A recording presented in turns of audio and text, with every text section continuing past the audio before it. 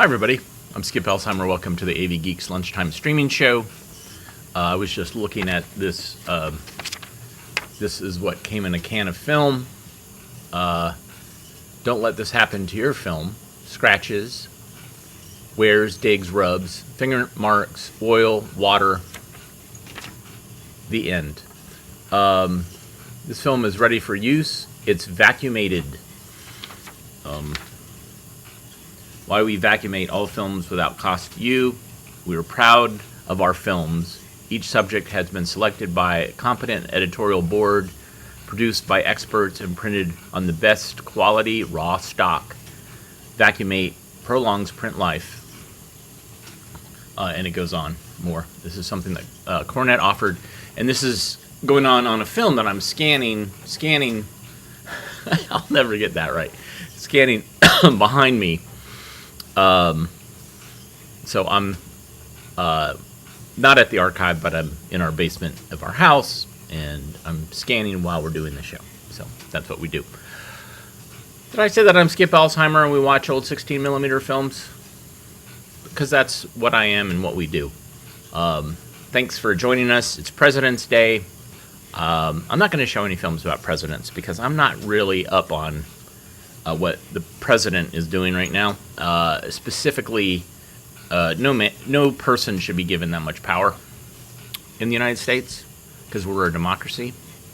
So, anyways, I do want to know about our new baby, though. So here's a story about that. And I have a feeling that this film, made by Cornet, was rarely shown. Enjoy.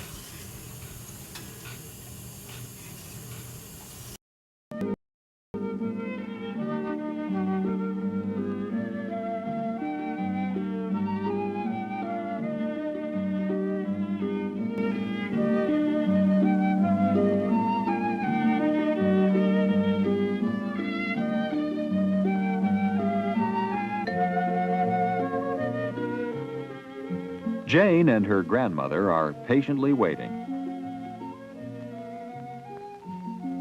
Today is a very special day at Jane's house.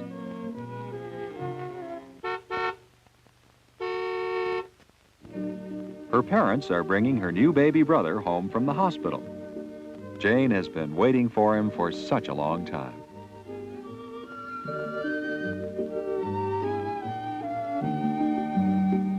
He was growing inside Mother for 9 months.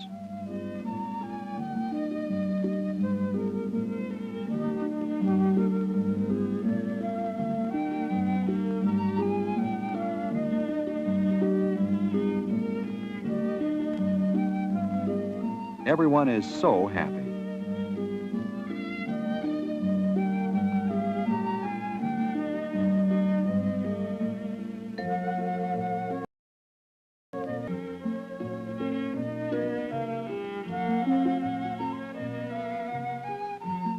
How long ago it seems since Jane first learned he was coming.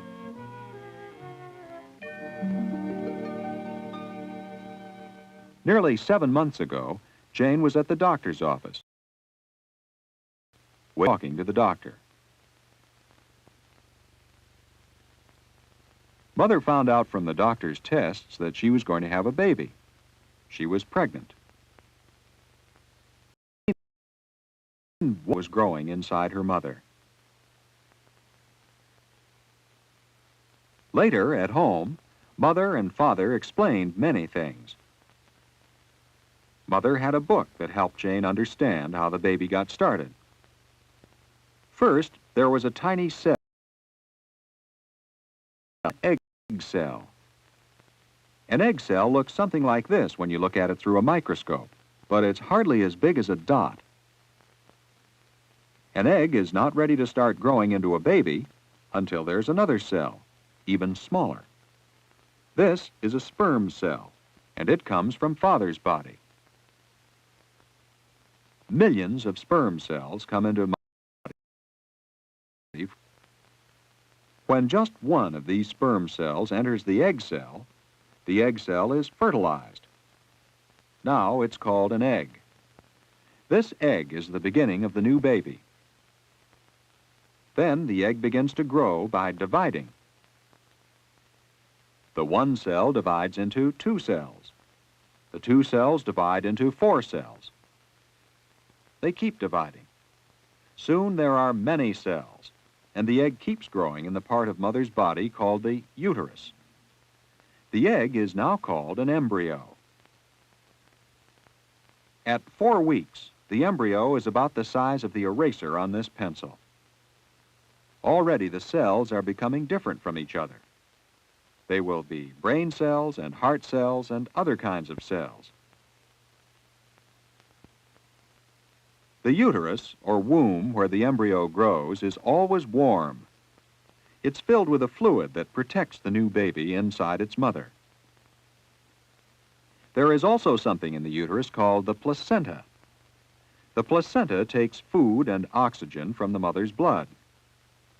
The baby is attached to the placenta by a cord, the umbilical cord. It's something like a tube. The food and oxygen from the placenta go through the umbilical cord to the growing embryo. Mother ate good foods because the baby depended on her for all the things it needed to grow. The doctor gave her vitamins to make sure both she and the baby would be healthy.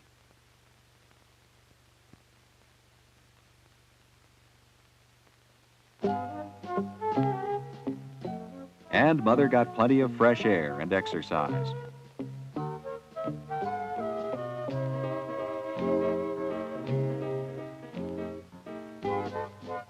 This was an exciting time for the whole family.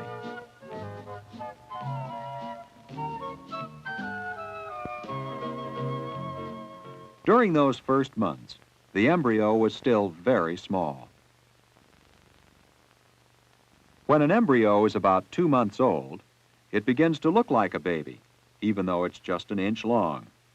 From now,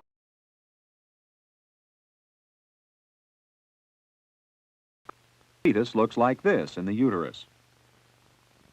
And as the fetus was growing, Mother's body was changing. Her breasts were getting larger, so they could make milk when the baby was born. Mother's abdomen, below her stomach, was getting bigger as the baby grew. Now, in her 6th month of pregnancy, Mother was wearing maternity clothes. Maternity clothes are looser than usual clothes, and Mother found them more comfortable as her abdomen got larger. Sometimes the fetus moved. Mother could feel when that happened. She let Jane feel it too. It felt like the fetus was kicking.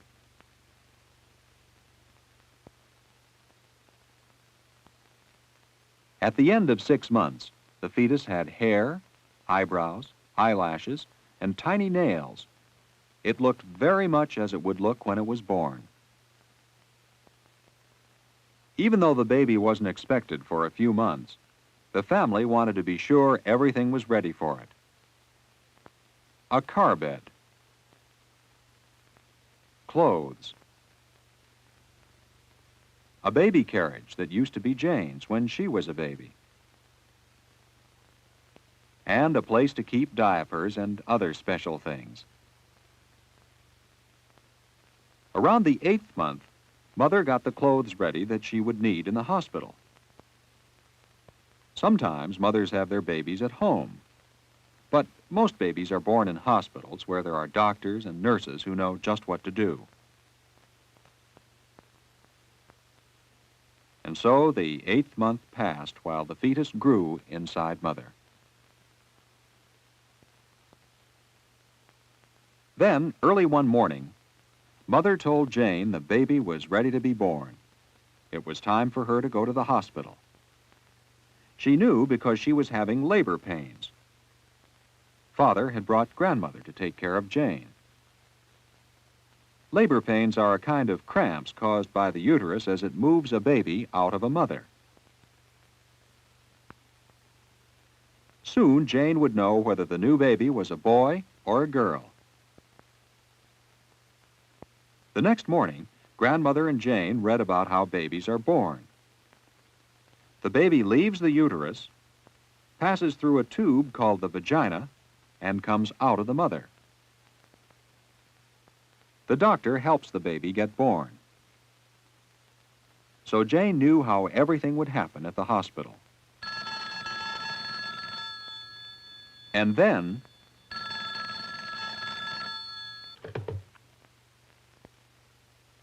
it was Father.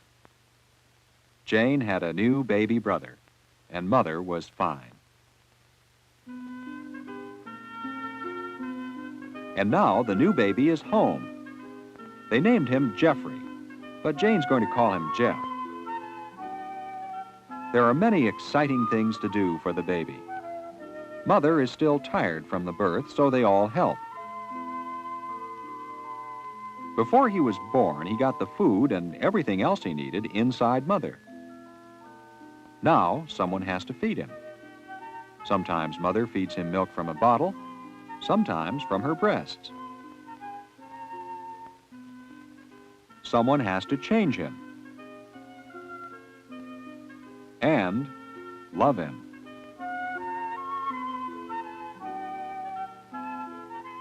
He doesn't know how to talk yet, so he cries when he's unhappy. And his stomach is still very small, so he has to be fed often. Mother, Father, and Jane all like taking care of the baby. And the months pass. It's fun to watch Jeffrey grow. He's beginning to notice things now and smile at people who come near him. He's getting bigger and stronger all the time. He can move his head and wave his arms and legs. Jane is so glad there's a new baby at home.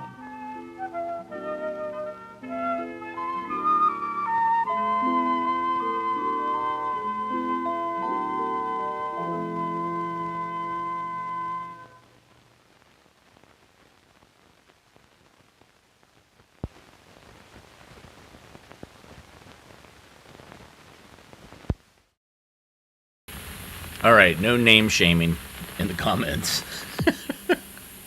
I have quite a few friends named Jeff. Yeah, what an amazing film that was. And boy, I wonder, I have not seen that title in any of the school films that I've gotten. Most of them I've gotten from North Carolina, but also from Virginia and some other places. So it's great information, but I don't know if it ever was shown anywhere. I showed this film about 5 years ago, but I just did a new scan of it on the scanner, and I love it. Here's Office Practice, Your Attitude.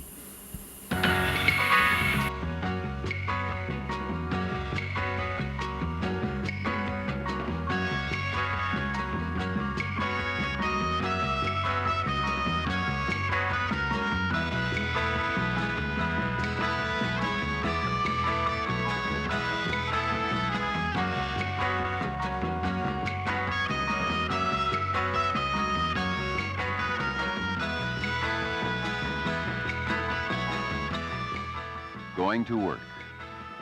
A custom shared by millions almost every day.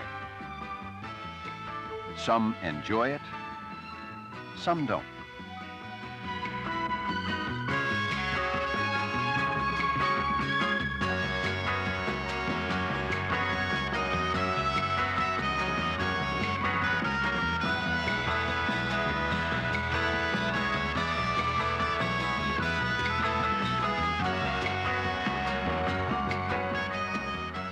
Satisfaction with a job, even success in a job, depends heavily on a simple thing called attitude. A wrong attitude can prevent anyone from doing his best. But a good attitude lets you look forward to going to work. And it lets you do a better job.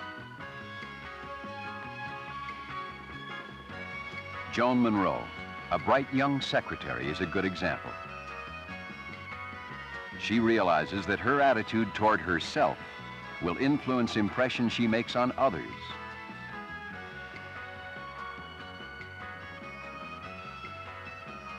And she knows that her attitude toward her job will determine the kind of work she does.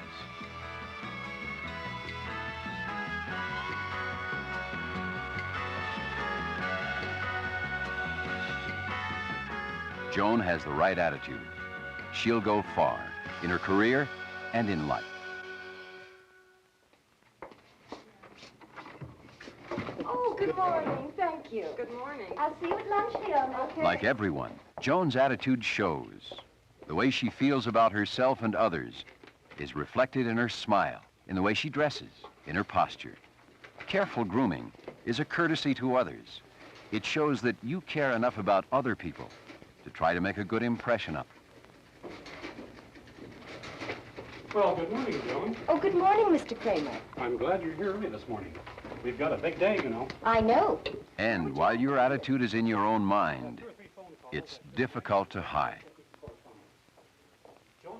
Attitude shows in the way you speak, even in the way you listen. Yes, sir. I'll bring it right in. Being a little early helps, too. It gives you sort of a head start on the day. And let's face it, it makes a good impression on the boss. What's more important, it gives him confidence in you. And your co-workers know that you're prompt and dependable. Good morning, Kathy. Good morning.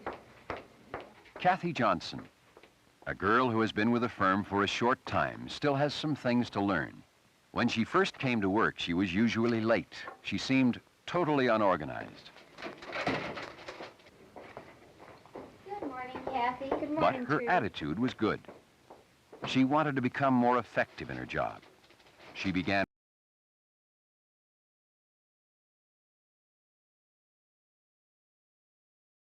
Everyone in the office could see that Kathy was really trying.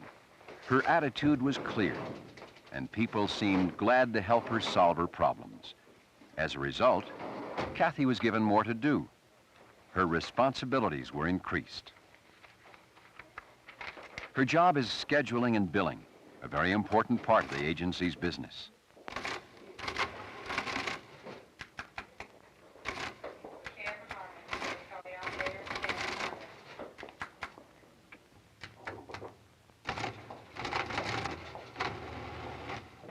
Kathy, this is Mr. Sakuda.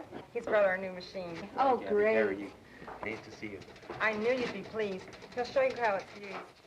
Kathy's ability to learn new things quickly was important to the company. Also, it was Kathy who suggested the new machine. That'll be She had seen a brochure on it, and she talked to her supervisor about it. She took the initiative, but she wasn't pushy. She studied the facts, and she presented her ideas to her supervisors. It's the very latest thing on the market.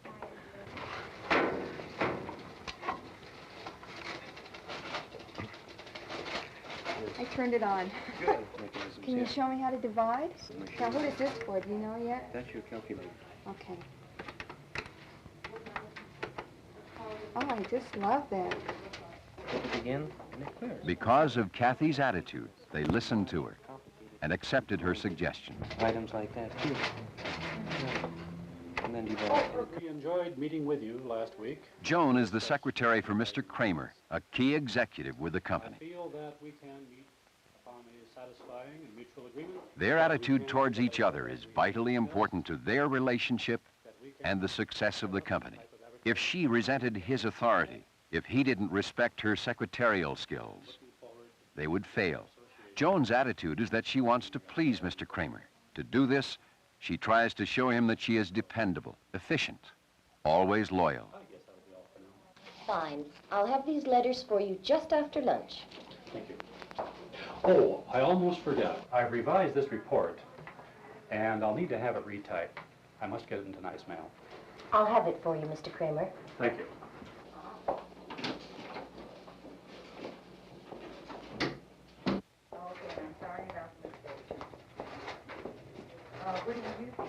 When your supervisors and co-workers know they can depend on you, probably your responsibilities will continue to grow.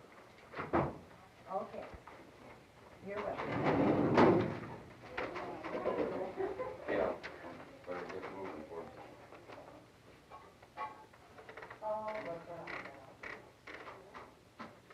If you can develop an attitude which lets you tackle each new assignment with enthusiasm, probably the rewards will grow too.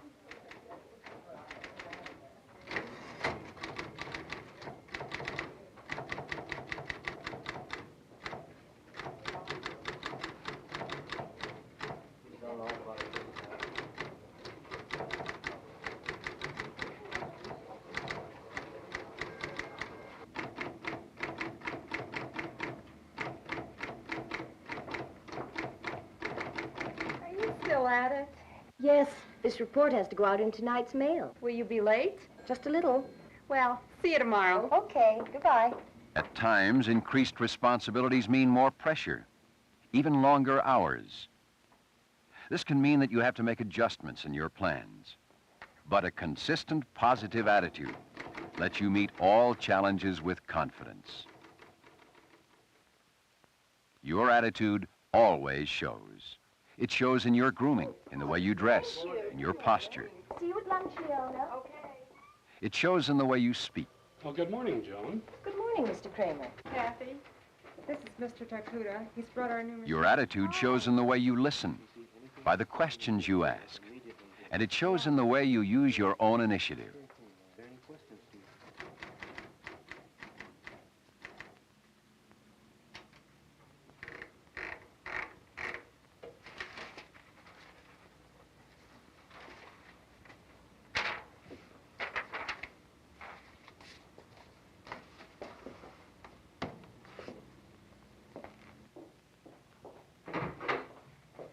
Mr. Kramer, here's the Oh, report. yes, thank you, wanted. Joan. Appreciate it. Thank you very kindly. Good.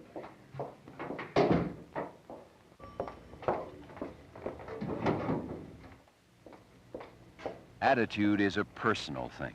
It's a matter of getting along with people, your superiors, your co-workers, and yourself.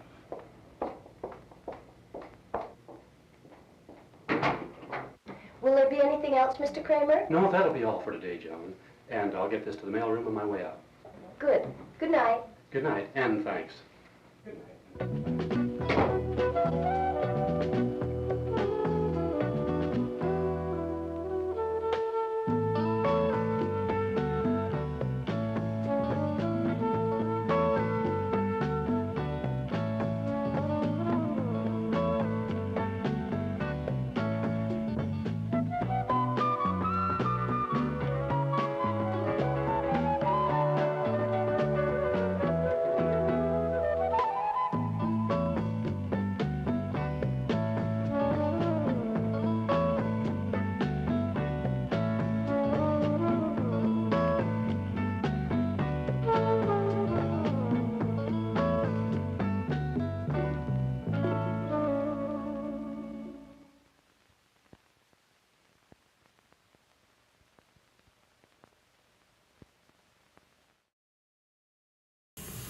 There's a whole series of that office practice,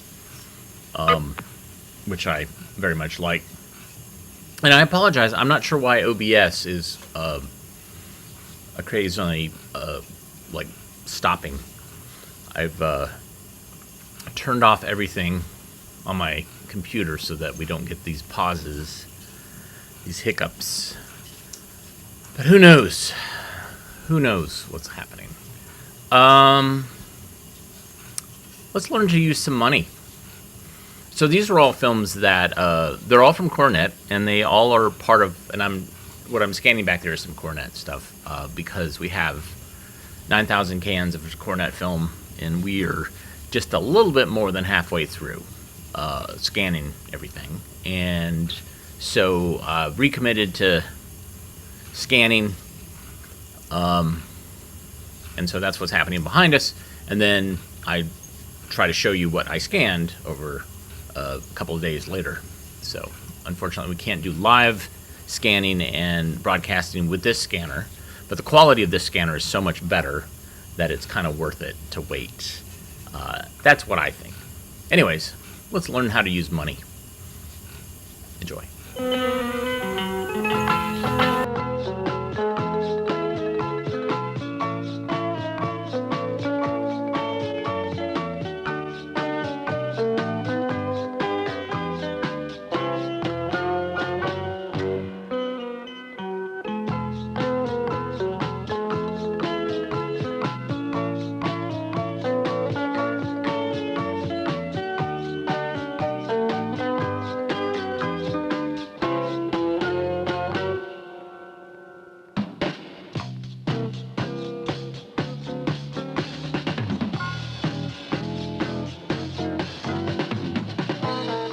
Using money, buying things.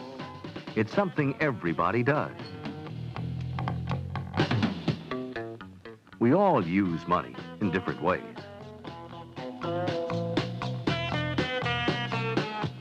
But using it wisely, well, that takes some learning.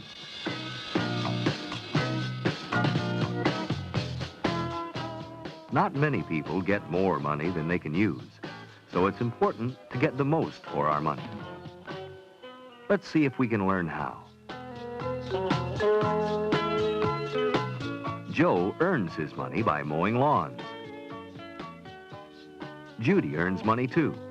She does chores at home to get her allowance each week. We'll see them both later. But now, let's watch David and see how it's important to look for the best price before we spend money.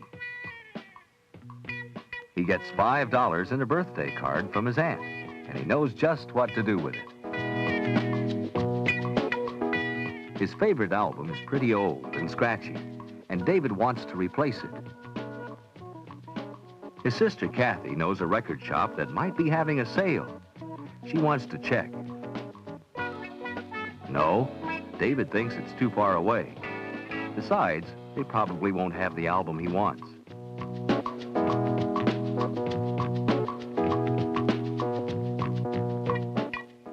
The corner record shop has the album. Wait. Shouldn't David at least check the other shop before he buys? He doesn't think so. There's the album, and it's just about $5.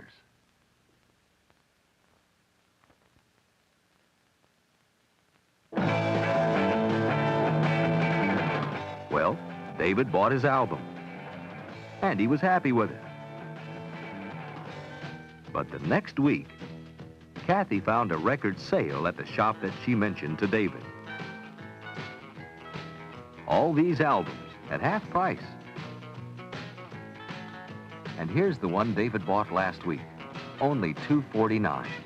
He might have paid this price a week ago if he took the trouble to check around.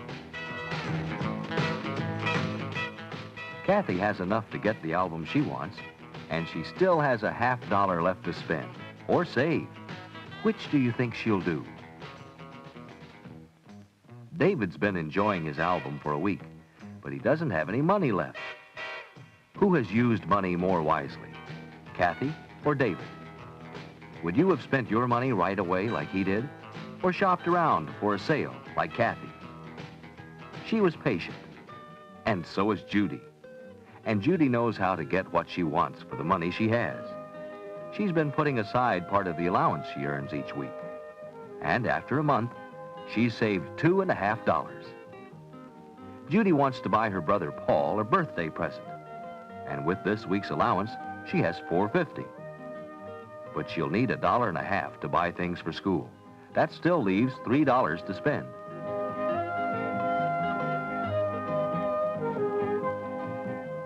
Paul will be 13 next Monday. Too old for toys. Maybe a new sweatshirt. He could sure use one. Let's see, size 16. Here are some nice ones. With hoods and zippers and even pockets. But look at the price, $4.49. That's too high, more than Judy can spend. Maybe some other present would be okay, but more sweatshirts. They look nice.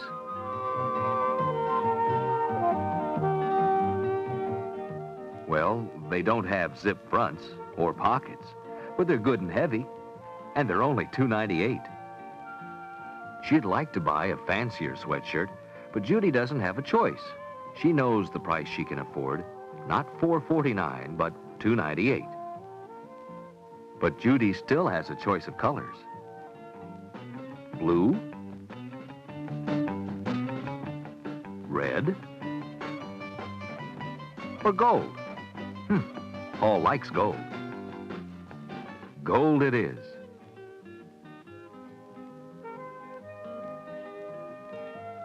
The right size? Yes, Judy checked before she left the house. How old? 13. Well, almost. That's right. Paul will be growing. Maybe getting the shirt one size larger is a good idea.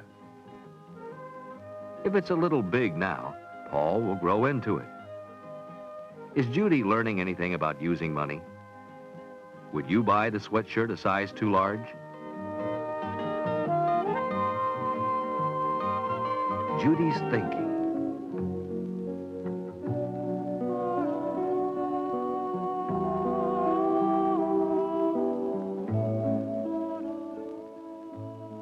She's thinking about some of the things she'd buy if she had the money.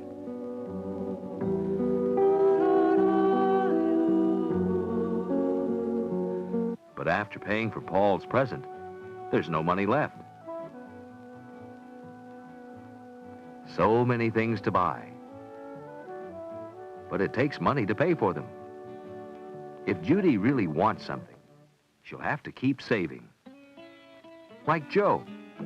He's been working hard and saving to buy something he really wants, a new fielder's mitt.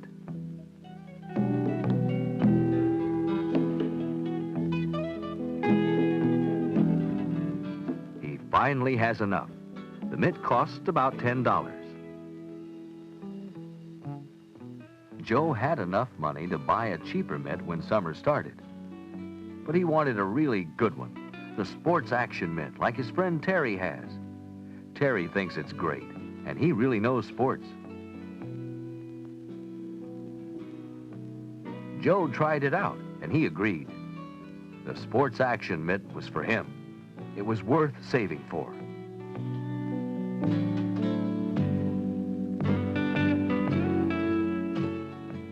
Sure, Joe wants a good mitt, but he wants to buy it at a good price, too. So he checked around. About $10 in this department store. And the same price in the sports store. Just one more place and, well, only $9.49.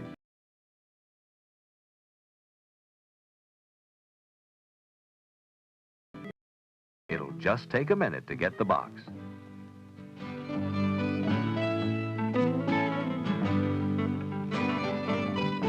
Isn't this the sports action mitt? No, but it looks like it. It's made by Globe, and it's only $7.98.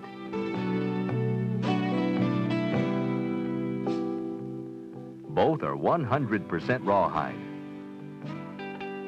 And both are double-stitched with nylon thread. The sports action glove looks a little neater on the outside, but otherwise, the gloves look the same. And they both feel the same when Joe tries them on. It's a tough decision, and Joe worked hard to earn his $10. Mowing lawns wasn't bad some of the time, but last Saturday it was hot, and everyone else got to go swimming. That money wasn't easy to get, and Joe deserves satisfaction for his purchase.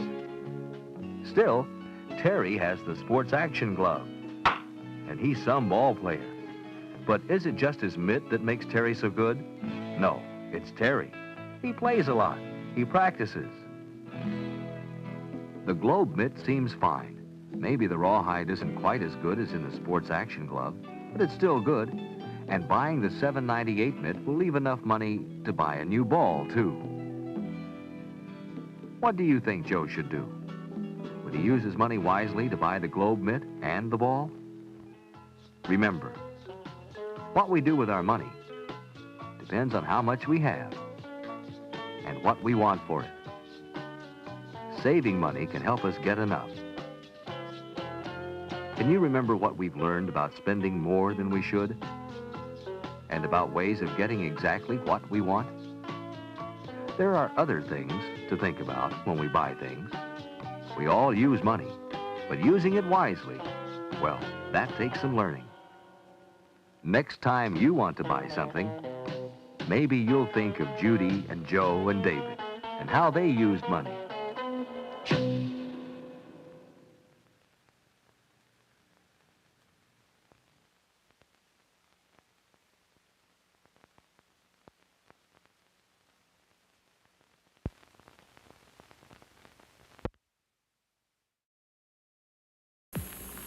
A Janis Joplin fan. That's crazy. Because I was like, wait a minute. I know that record. I don't have it, but I know that cover. But that's crazy. So crazy. Let's see. Oh, yeah. All right. So this next film, when I scanned this on Saturday, I was like, oh, my God. This is... If I had to pick a AV Geeks backstory, origin story, this one might bubble up. Especially, there's so much about this film that I really like. So I'll let you decide. The title gives you no hint that what it's about. It's developing maturity, taking care of things. And so at some point, Coronet, they had a series called Beginning Responsibility, and they had a thing called Taking Care of Things. But then they came out with a second edition of it, but then I think they changed it a little bit to target older kids, an older age bracket, and that's when they created this Developing Maturity series, which was very different. Anyways, and then later in the 80s, they had a thing called Taking Responsibility, which was aimed at young kids, and it was animated, etc. So much more than you probably want to know about Coronet films at the moment. Anyways, here it is. So good. Although, never mind. I'll let you watch it. Enjoy.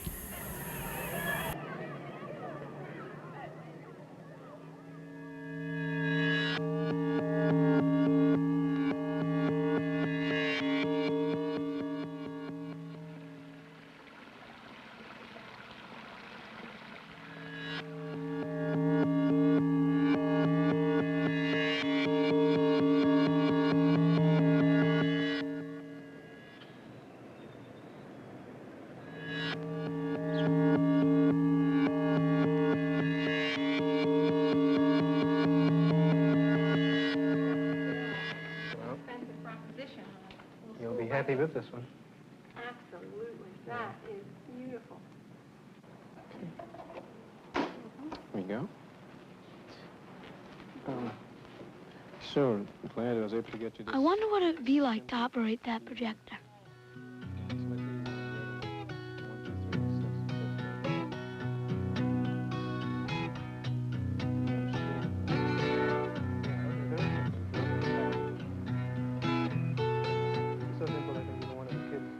I bet I could do it. Threading it is very basic. 1, 2, 3. As in the manual, it tells you. Why not? Go through step I'll ask A, Miss three, Carnes if I two, could be one of the projectionists. Wait! Before you ask or think about it, projector's a very expensive piece of equipment. How do you know you wouldn't break it? Well, I take pretty good care of things, like my bike. When I first got my bike, it was pretty beat up, but I fixed it so it runs better than a lot of new ones. And it looks pretty good, too. Yeah?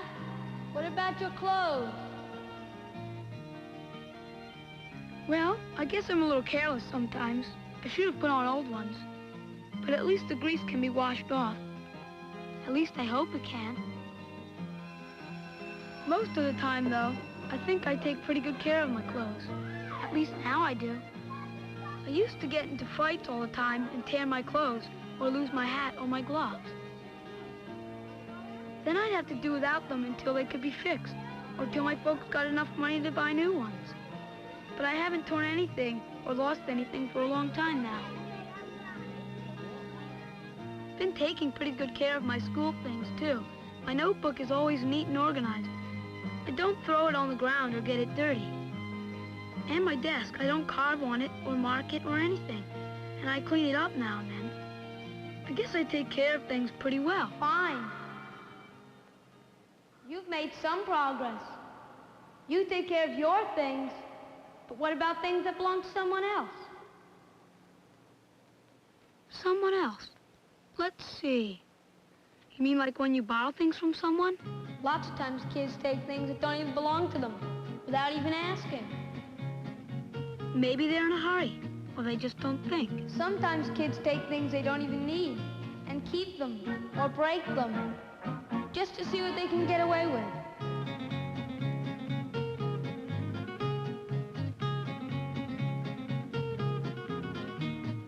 They don't think about the feelings of the person they take things from. That's right. What about the time you borrowed a felt tip marker from Tom? I asked his permission. I said I'd return it in a while. But then you thought of something else you wanted to do and left the cap off the marker. When you went to use it again, it had dried out. Yeah, but I felt bad about that, and I bought a new marker to replace it, out of my own money. When I returned it, I said I was sorry. Tom said it was okay, so I guess I am learning to take care of things that belong to someone else. Maybe so. But what about the property that belongs to somebody you don't know? How do you take care of that? Property that belongs to someone you don't know. That's like the time I found a book outside the schoolyard.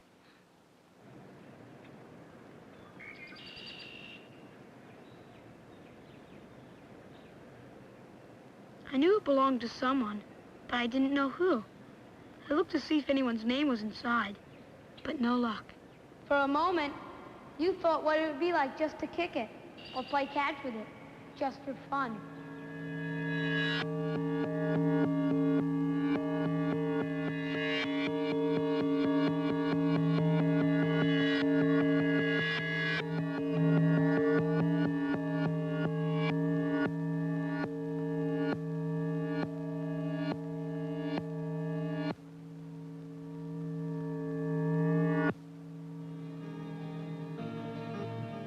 I thought about it, but only for a moment. I knew someone was probably missing that book and would have to pay for a new one if they didn't get it back. So I brought it to the Lost and Found. There were a lot of other things there. I guess a lot of people lose things. The girl found her gloves when I was there. She sure was happy. I know that if I ever lost anything, I'd appreciate someone turning it in. If Miss Carnes knew about all of the things I've done, don't you think she'd let me be one of the projectionists? Maybe she would, maybe she wouldn't. You're learning how to take care of your things and things that belong to a friend or someone else you don't know. But the projector belongs to the school. There's some by all the people who come here and use the school. How good are you at taking care of things that belong to the whole group? The whole group? Let's see. What other things belong to the group? I guess the furniture, the books, all the equipment inside the buildings.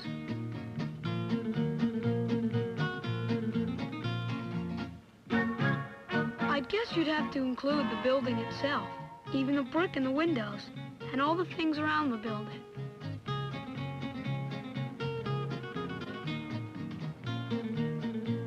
I guess there are times when kids try to break things, like when they're mad at someone. Sometimes kids smash things when they want to get even for something. I guess they'd be better off talking to someone about their feelings, but lots of kids don't know how. Yeah, but kids wreck things for other reasons, too. They do it for fun, or maybe whoever does it feels like a big shot.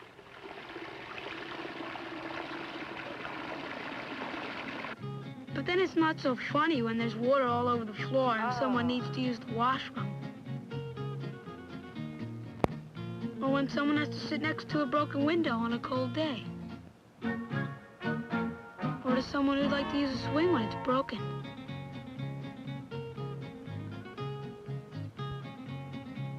Not only that, someone has to unplug the sink and mop up the floor. Someone has to replace the windows. Someone has to fix swings when they're broken. That costs money, and it takes time from doing other things. Money and time that could go for new gym equipment. Or maybe new art supplies. Or a microscope. Or an aquarium. Hey, I remember when our class got its aquarium. I was one of the kids who helped set it up. I helped feed the fish, and I helped keep it clean. That would show Miss Carnes that I can look after things that belong to the group. Things like the projector. Miss Carnes? Yes? See, we've gotten another projector. Why, yes, it came in this morning. Does that mean that you'll be needing another projectionist? Why? Do you have someone in mind who might volunteer for the job? I thought I saw you watching. Well, I think I could learn to operate it, and I'd take good care of it. Oh, I know you would. Well, I'll tell you what, I'll have to have a recommendation from your teacher first. But if she says you're responsible, and she says you can handle the job, well, maybe we'll give you a try.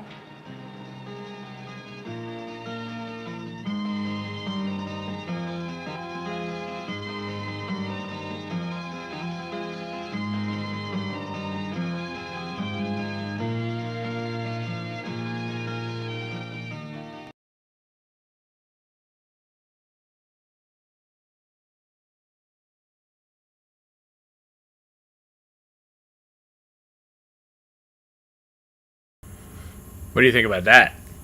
Wow. Look at that brilliant green Bell and Howell projector that would one day become a film chewer because of the auto load. That was glorious. I love it. Let's see. What do we got? Wow. All right, let me set up a film real quick. I had something planned, but I don't think it's going to run way over. So let's change it up. All right. Thanks for watching. I hope everybody had a great weekend. I watched a real since Katrina's out of town. I watched a lot of really bad horror movies from the 70s and 80s. And scan stuff. So that's what we do. All right. Here is Insects in Their Homes. Enjoy.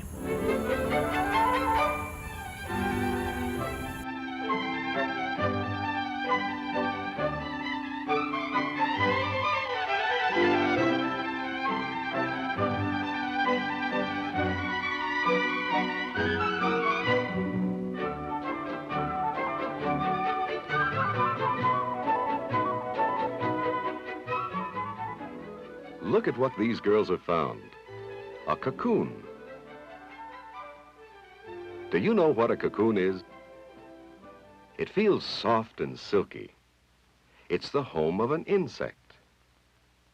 You can find out what kind of an insect by waiting until the winter's over. In the spring, something pushes its way out. It's the head of an insect. It's a moth, a Cecropia moth. Its wings must dry before it can fly. The adult moth doesn't live for very long, just long enough for the female to lay eggs. All insects begin life as eggs. The insect that hatches from one of the eggs doesn't look like an adult moth. It's a caterpillar, or larva, to use the scientific name. The larva spends its time eating and eating, and growing and growing. When a Cecropia larva grows large enough, it spins a cocoon, which is a sort of winter home. When the cocoon is finished, it will help protect the insect inside, which is called a pupa now. The pupa will change into an adult moth. Many moths and other insects spend part of their lives in homes such as this. Another kind of home is built by fall webworms, which are the larvae of another kind of moth. Webworms live and work together, spinning thousands of silken threads into a dense web that helps protect them from the weather. 'and' from attack by animal enemies. The webworms feed on the leaves, getting their food as they build their home. On other plants, we can find the homes of other insects. See the white substance on the stem? It's a mass of frothy bubbles called spittle. It's a kind of home made by a tiny insect, the spittle bug. This insect feeds on juices which it sucks from the plant. The insect stays soft and moist, even in the heat of the summer sun. It's protected by the watery bubbles of its home. Have you ever looked at a leaf and seen a swelling on it, like this? If you'd come back in a few days, you'd see that it has grown. Weeks later, the growth is still larger.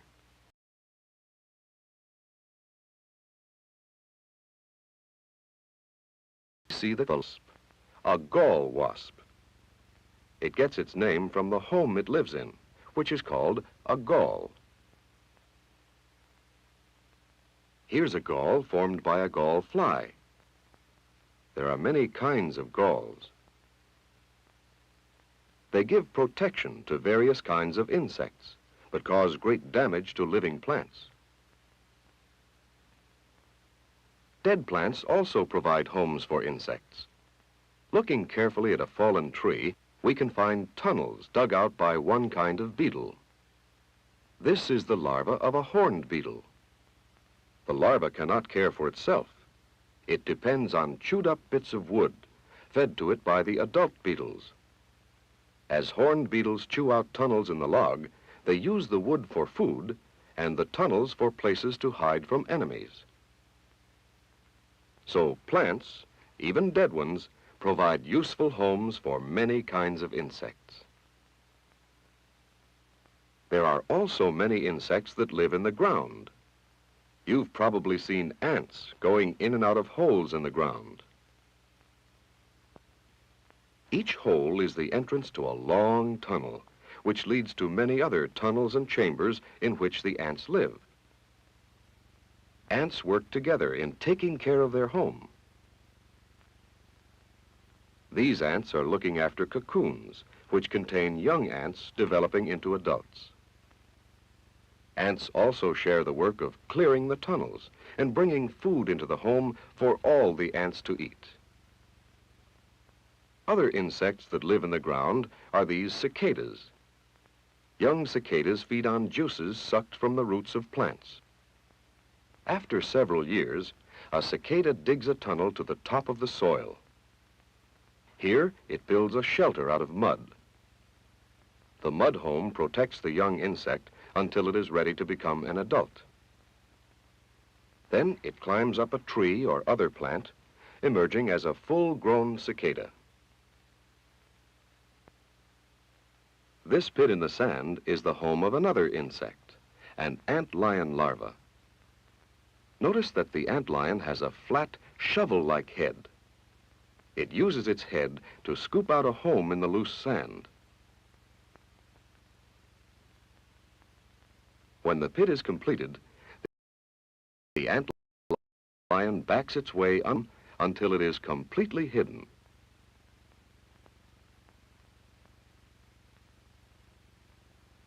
Now, watch what happens when an ant stumbles over the edge of the pit. The ant is trapped. It keeps sliding down the loose sides of the pit until finally it is seized in the jaws of the waiting antlion. So these pits in the ground help antlions catch their food. Insects also make their homes in water. If you've ever looked in a still pond and watched the bits of weeds and twigs along the bottom, you may have seen some of them move slightly. These are the homes of caddisfly larvae. One kind of caddisfly larva lives in a hollow stem of a reed. Just its head sticks out. The rest of its body is protected inside. Another kind of caddisfly larva builds its home of grains of sand and silk cemented together. Still another builds its home in the exact shape of a snail shell. Here's another one that looks even more like a snail, but it's a larva inside. We can find many different kinds of insect homes in the water. Can you think of other places insects make their homes? Sometimes in a barn or other building, we can find a wasp's nest. This one is made of mud. A single wasp, called a mud dauber, builds the nest of many separate rooms or cells. When the cells are finished, the female mud dauber lays eggs inside. With part of the nest cut away, we can see eggs in a cell, along with paralyzed spiders, which will be eaten by the young wasps when they hatch. The wasp seals each cell, protecting the eggs from enemies. Another kind of wasp, a paper wasp, makes a home out of a paper-like material. The material is formed from wood, which the wasp chewed. Later, the nest provides shelter for wasps at different stages of their lives. In the home of the paper wasp, we can find eggs, larvae, pupae, which are wasps sealed in cells while they change into adults, and the adult paper wasp. That live in the same home throughout their lives are the honeybees. These bees live in a home specially made for them by man. Honey produced by the bees is easy to remove from this man-made hive.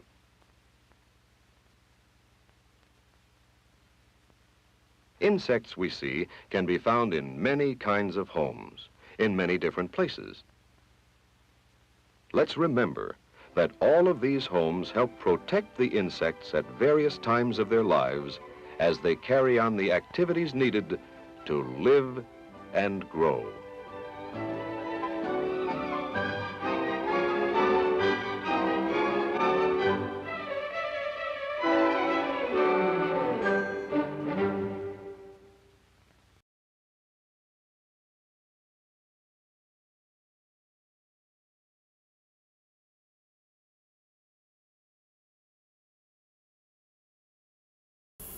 Great. Wow, so we just watched a bunch of short cornet films that we scanned over the weekend. I love it. Absolutely love that turnaround. I'd love to be able to do it in real time, but... so here's something I'm going to show you. It is AV Geeks, so we're going to geek out a little bit. So a lot of the stuff we've been scanning recently have been part of cornet preview prints. And what that means is that cornet would, for free, or maybe for the cost of postage, would ship you, as a school, a film to review. And then teachers would review it, the library would review it and say, like, okay, this would be great for our lesson plan, and then they would buy it. Now, over the years, what I discovered is sometimes schools wouldn't return them, so I found preview prints in other places, and I think sometimes it's written... sometimes it's written on the can. Obviously, it was written on the leader here. But the other thing about this leader, if you're a film collector, you'll run across this. This is kind of thick green leader, and it's made by a company called Protect-A-Print. And the deal with this is that this was a leader that would go through the gate before the main film, and it was a little abrasive. So what it would try to do is scrape out dirt and gunk that could potentially do damage to the film. And so I run across that periodically. Does it work? I don't know. I tend to just clean my gates with alcohol, and that seems to do a pretty good job. But this would be for teachers who don't do that, which were most teachers. Anyways, thank you so much for tuning in today. I very much appreciate your eyeballs. Hit a thumbs up. subscribe. Those are great ways to support us. Also, I mean, we have been uploading 24 films a day. Plus this show, that's 25 videos a day. And our goal is to hit 10,000. And I think we're at 9,200-ish. I'm not sure. But we have advertising. That is one way that helps pay the bills. And the bills that we have are storage units. We're still paying off this guy. He's very expensive, or she's very expensive. And so supporting us financially or by just watching a bunch of our films online are ways that we make money to do this. But the other thing is, if you don't have the cash, just show up. Tell other people, tell your friends, tell your enemies about what we do. Because this is our passion. As you saw, that little kid who wanted to use that 16mm projector. Little did he know. He would do that, and then he would find a Laurel and Hardy short at a yard sale. And then 37,000 films later. Yeah. All right. Everybody have a great rest of your day, and we will see you tomorrow. Take care. We love you. Bye.